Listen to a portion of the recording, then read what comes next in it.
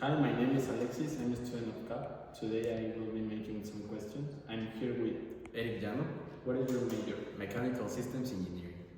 What is your opinion about the final exams? I find them without a point because they don't reflect as a totally the 100% of the profile of a student. I think they shouldn't be like a standard for grading people, but I'd rather do projects. Perfect. The first question, in the Birmingham article, it is mentioned that the best method for managing stress are the meditation and yoga. Which would you say are the most effective methods for stimulating the body to manage stress?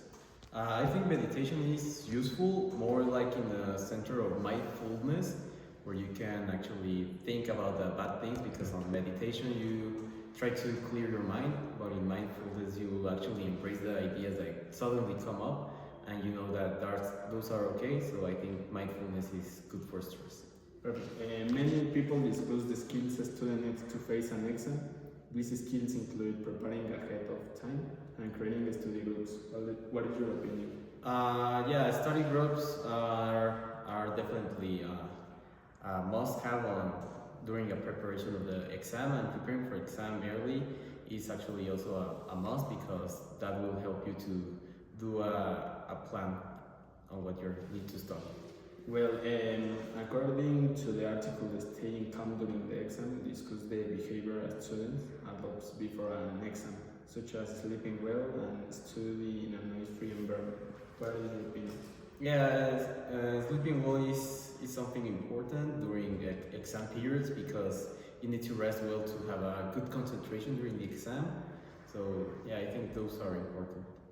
And according to Brighton Review, of each way you're pressing to hand, according to the video 10 tips for managing stress and achieving success, which include relaxing your body, meditating, pay attention in class, and answering questions with professor, eating well, and getting plenty of rest.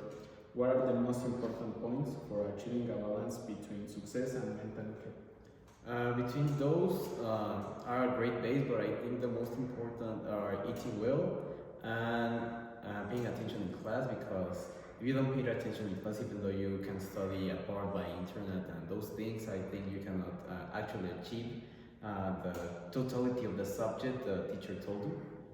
So I think eating well and paying attention in class are the most important.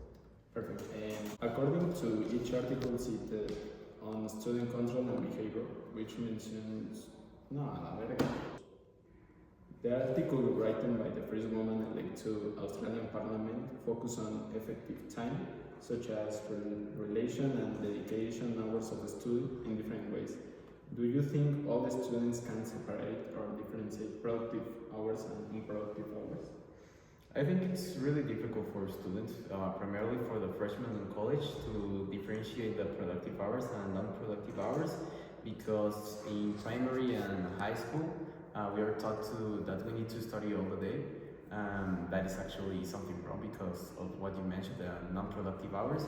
So I think some students can differentiate those if they have actually heard about these ones and research, but otherwise I think it's difficult for them to identify.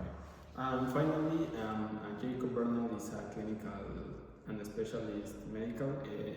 He said, talk about the vitamins that is essential for the stimulate your body. Do you agree with this? Yeah, vitamins are actually really important for the human body.